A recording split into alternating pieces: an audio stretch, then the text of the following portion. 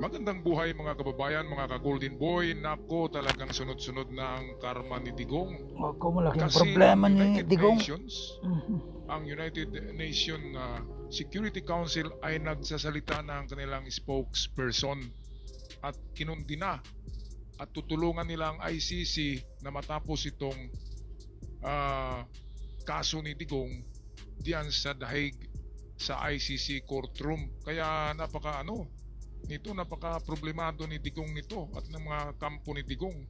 Kasi United Nations, alam na pala nila ng United Nations ang nangyayari at dokumentado pala ang lahat ng ginagawang EJK or judicial killing sa Pilipinas noon pa man 2015 hanggang 2022 ay dokumentado daw ito.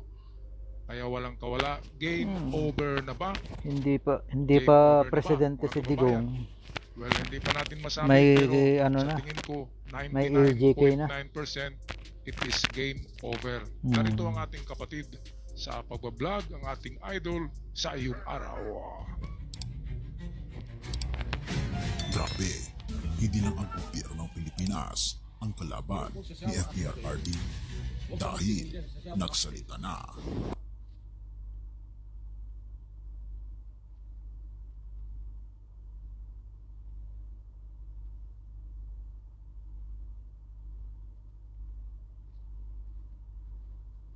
Ang United Nations at pinagkaisang bansa nagsama-sama laban kay FPRRD.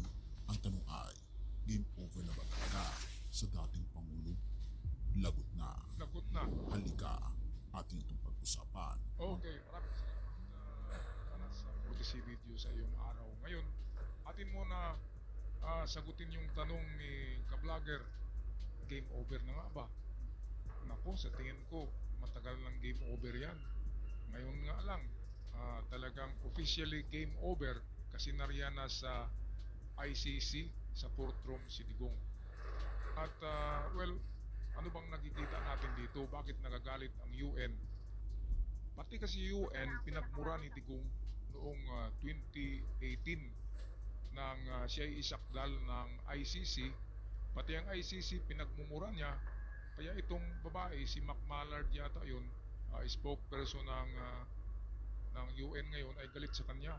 Noon pa galit na ang mga taga-UN, taga-ICC dahil pinagmumura sila at hindi sila pinapasok sa ating bansa dahil napaka-wise ni Digong napakatuso, wise na tuso kasi sa panahon ni Pinoy tayo'y membro ng ICC. Ngayon pag upo ni Digong, ang ginawa niya, tinanggal niya kaagad ang ICC dahil may balak pala siyang gumawa ng war on drugs na papatayin niya lahat ng drug addict, lahat ng financier ng drugs, lahat ng drug lord, papatayin daw niya hanggang wala nang matira. Bakit nandyan pa yung anak niya? Diba? So ito, patuloy tayo sa ating balita. Nandiyan pa pala yung anak eh. Nako, matindi. It's essential that the next steps with respect to Mr. Duterte are undertaken in full accordance with the law, including applicable international human rights obligations of the Philippines. And we do stress the importance of protecting victims and witnesses and preventing reprisals and retributions of any kind as this important process moves forward. The families of those affected have shown great courage in pursuing justice over many years, and it is crucial that they are protected as this process moves forward. Ayun. Gising Pilipinas, kung akala mo tapos na ang laban, nagkakamali ka. Ang tinakbuhan noon, ngayon ay hahabulin na. Pero paano kung hindi ng isa, kundi ang buong mundo ang tumindig para sa hustisya? Patay tayo Hawak dyan. na ngayon.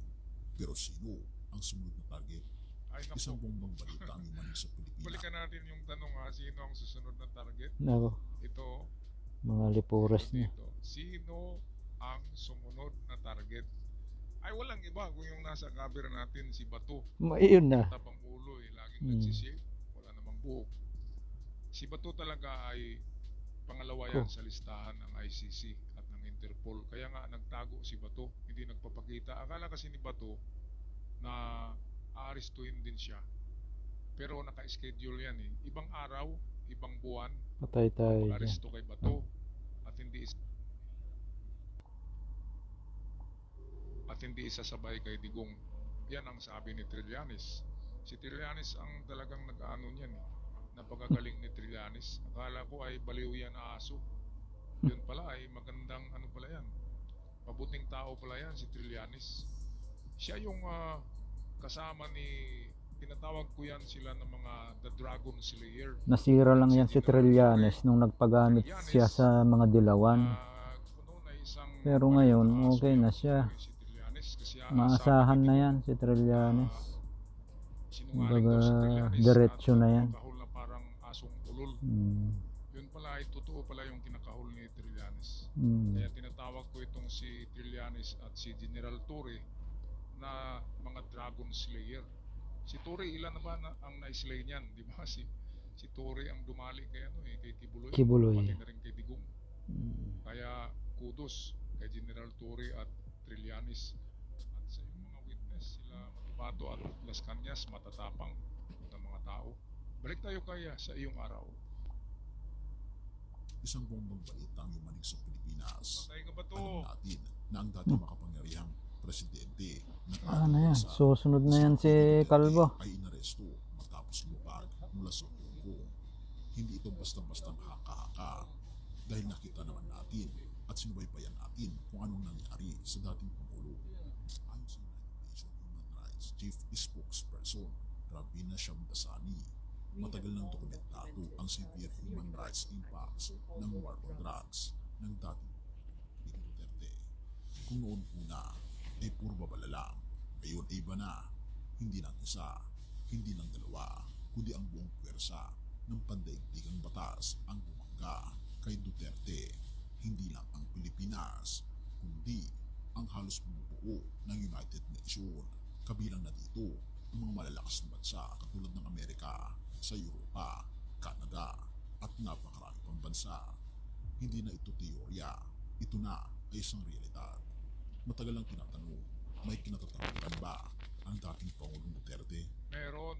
Ito ito ang sanhi ng kung bakit pilit nilang pinababa si PBBM. Pinabagsak nila kasi Hindi naging nila vice kaya. president na si Sara Duterte. Hindi nila kayang Ngayon, sa pababain. nakita nila, vice presidente na.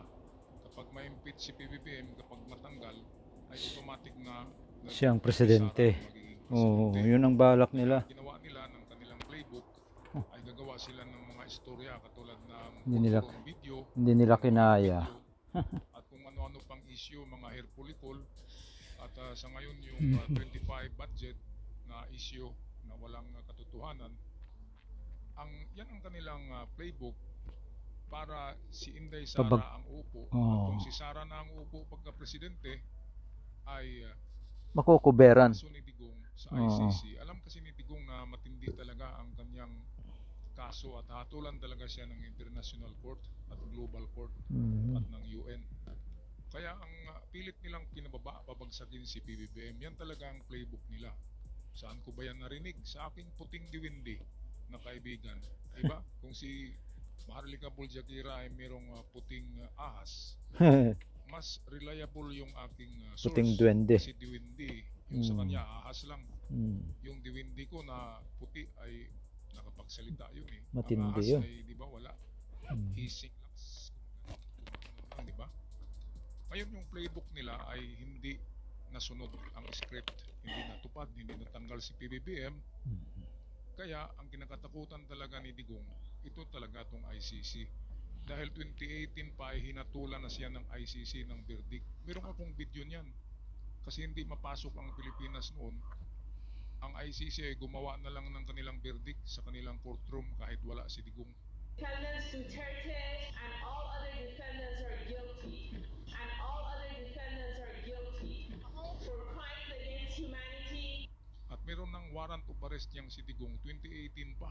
Kaya nga lang hindi makapag-serve ang Interpol at ang ICC dahil sa hindi pinapapasok ni Digong. Grabe tong taong to. Sabi nga ni Trillanes, huwag kayong maawa dyan dahil yan ay monster. Monster yan. Grabe. Yan ay Godzilla. Okay, balik tayo kay sa iyong araw. Noong 2018, bigla siyang umatras mula sa Rome Statute, ang tratado na bumuo sa International Criminal Court o ICC. Pero ang mas matindi, bago pa man tuluyang pumalas ang Pilipinas, isinama na siya sa investigasyon. November 2011 pa lang, nakapagtala na ng mga kaso ng crimes against humanity laban sa kanya. At ngayon, wala nang atrasan. Pero hindi lang basta si Duterte ang inaresto. Ang tanong ng marami, sino ang susunod? Si Bato. Isang pahiwatig na hustisya o simula ng mas matinding laban.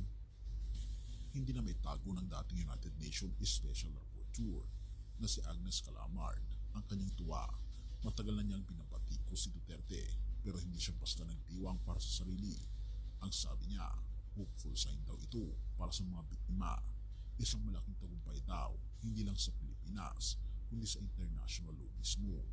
Pero may isang bagay na hindi pa natatapos. The ICC investigation covers only some of the crimes committed over the past decade. Ano ang ibig sabihin nito? Simple lang, hindi lang si Duterte ang posibleng makasuhan. May mga pangalan pang lumulutang, may mga lider at opisyal na hindi pa natatawag sa korte at kumakalat na ang listahan.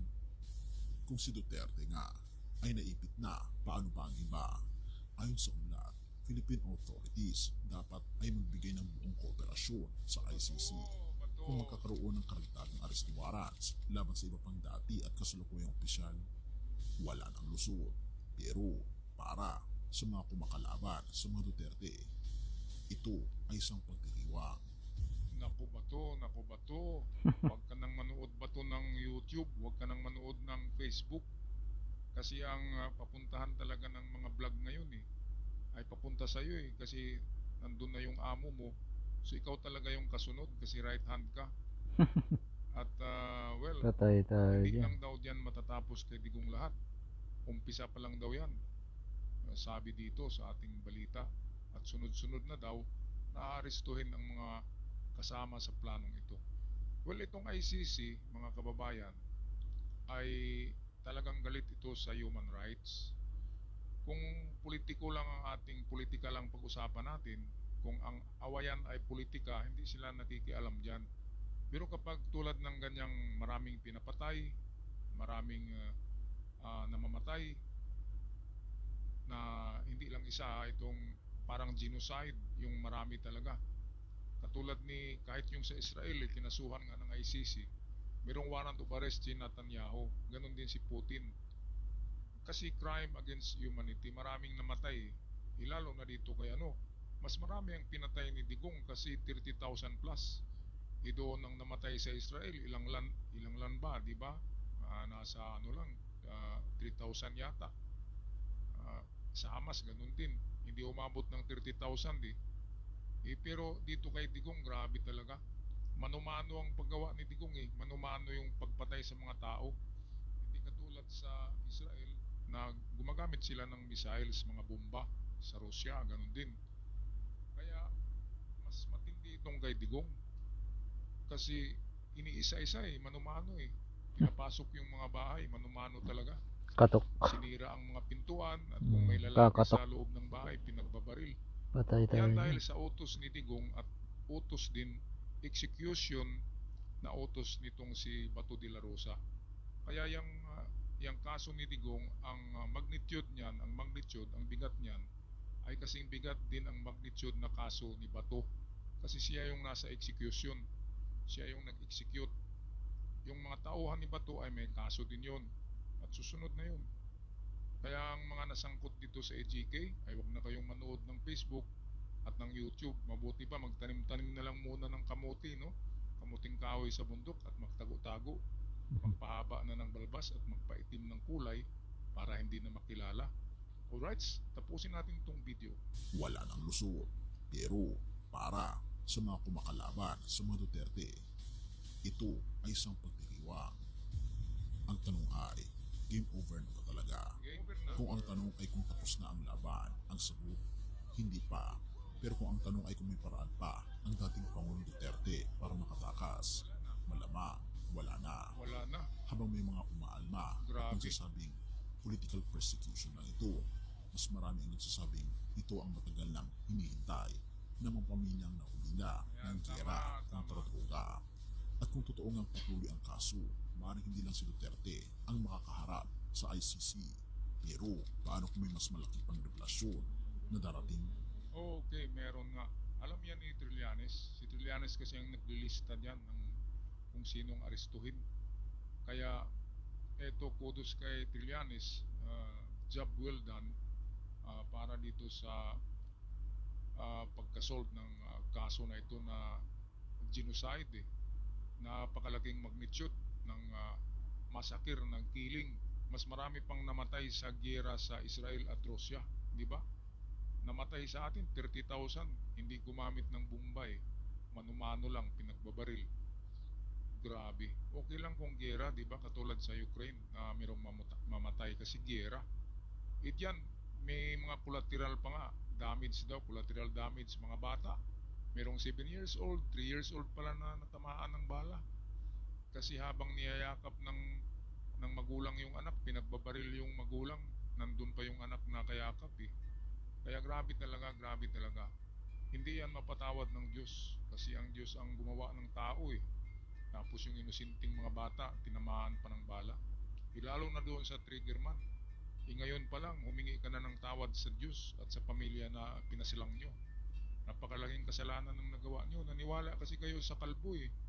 Yung ano nyo, chief of police nyo ng kalbo na si Bato, ang laman ng utak niyan pala ay pulbura. Ayan, trigger happy pala yan. Kaya ang ibang kapulisan ay nahawaan eh, nagiging trigger happy din. Kaya ito ng retribution, ito na yung tamang panahon na at least ay madala sa hustisya ang may kasalanan, di ba? At ito, nagdiwang na nga yung ating mga biktima. Nagdidiwang sila pero nalungkot sila konti dahil hindi sa Pilipinas dininig ang kanilang kaso, kundi sa International Court. Paano naman marinig ang kanilang kaso noon? 6 na taon hinawakan ni Digong ang Pilipinas eh. Ang korte ay hawak ni Digong hanggang sa ngayon. Kaya wala talaga, walang makikinig sa mga namatayan. Diba? At tanging United Nations at International Court lamang, tinatawag na Global Court, ang makikinig sa mga biktima. Kaya ito na, umaksyon na ang Global Court, the ICC, at ito na, dapat tanggapin na lang ng pamilya ni Digong na may kasalanan talaga sila. Crimes against humanity. Ano ang susunod na hakbang ng gobyerno ng Pilipinas? Susuporta ba sila sa ICC o may pagtatakbong iba? Isang bagay lang sigurado kaibigan, hindi ito isang simpleng kaso lang, isa itong global na hamon sa hustisya. At ako'y magpaalam ng mga kababayan, paki-subscribe, paki-share sa ating videos. Kung kayo'y bago pa lamang, maraming salamat. God bless us all.